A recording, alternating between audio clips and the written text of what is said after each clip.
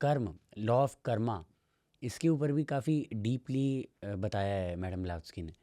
तो law of Karma के ऊपर आप थोड़ा सा can you please shade wisdom देखिए, ऑफ योर। कर्म का नियम बेसिकली है काज एंड इफेक्ट का नियम। जो कारण पैदा करते हैं वो प्रभाव होता है, और सारा विश्व उसके अनुसार चलता है। कर्म का नियम कोई इनफैक्ट ब्लॉट्सकी कहती है वो सबसे प्रधान नियम है, वही परब्रह्म है। परब्रह्म कर्म के रूप में प्रकट होता है, बाकी सब कर्म उसके अलग अलग रूप हैं। तो जो आदमी जैसा काम कर, और कर्म के नियम सबके सबके लागू होंगे, हाईएस्ट से लोएस्ट। बट मनुष्य के लेवल वो पर्सनल हो जाता है, क्योंकि मनुष्य के लेवल पर भी पर्सनल कॉन्सियसनेस दी गई है, इंडिविजुअल कॉन्सियसनेस, इंडिविजुअल प्रवृत्ति दी गई है। एक ही काम को हम दूसरी तरह से करेंगे, आप दूसरी तरह से करेंगे। आपका उसका मोटिव दूसरा होगा, हमारा मोटिव दूसरा होगा, तो उस मोटिव के अनुसार हमारा फल आएगा। इसलिए मनुष्य होता है इंडिविजुअल कर्म आते हैं, लेकिन उसका इंडिविजुअल कर्म ही सबको प्रभावित करेगा।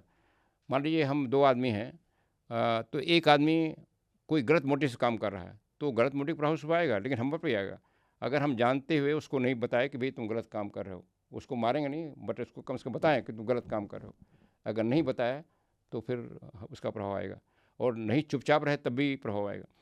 इसलिए आजकल लोग सोशल साइंस में कहते हैं कि जो गलती करते हैं, मान लीजिए कोई हमारे, जो विरोध नहीं करते, जो विरोध करते हैं वो तो कम होते हैं, जो चुप रहते हैं उससे ज़्यादा गलती करते हैं, वो सहभागी होते हैं उसके कर्म में, क्योंकि चुप रह करके उसका साथ दे रहे हैं उस गलती काम का। तो इसीलिए ये कहती है कि जो गलत चीज़ हो रहा है उसको आपको बताना पड़ेगा, आपको सही तरीके से विरोध भी करना पड़ेगा। ये भी आध्यात्मिक आध्यात्मिक मतलब ये नहीं गलत चीज़ को आप देखते रहिए, हालांकि गलत चीज़ें उस नियम की तरह हो रही हैं, लेकिन मनुष्य के विकास में जो चीज़ समझते हैं कि गलती नुकसान कर रही है, जैसे महा चौहान ने कहा कि दो गलतियाँ हो रही हैं, इसको ठीक करने के लिए हम थ्यास भी ला रहे हैं। अगर वो समझते हैं हमसे कोई मतलब नहीं, गलती करने दें, so that means they will also bear the Karma, कि आप कुछ नहीं कर रहे हैं जिसके लिए आप बनाए गए। तो कर्म का नियम इसीलिए सबको प्रभावित करता है, पूरे मनुष्य को, और इंडिविजुअली मनुष्य के लिए पर इंडिविजुअल हो जाता है। तो इंडिविजुअल उसका अगला कर्म कैसा होगा वो बढ़ता है।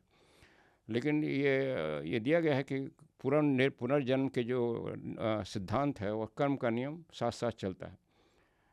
कर्म का जैसा हम कर्म करेंगे वैसा जन्म होगा, और जैसा जन्म होगा वैसा हम कर्म करेंगे, वैसा जितना अच्छा बनेगा। उस तरह से धीरे धीरे आदमी सीखता है, परफेक्ट होता है। जब आदमी परफेक्ट हो जाता है, सिद्ध हो जाता है, मोक्ष हो जाता है, तो उसमें कर्म के बंधन से अब उसका जन्म नहीं होगा। लेकिन उसके जो अब बिगर वो उसकी ड्यूटी दी गई है, विकास को गाइड करने के लिए, विकास को मार्गदर्शन देने के लिए, हेल्प करने के लिए, उसके अनुसार वो जब जरूरत होगी जन्म लेगा।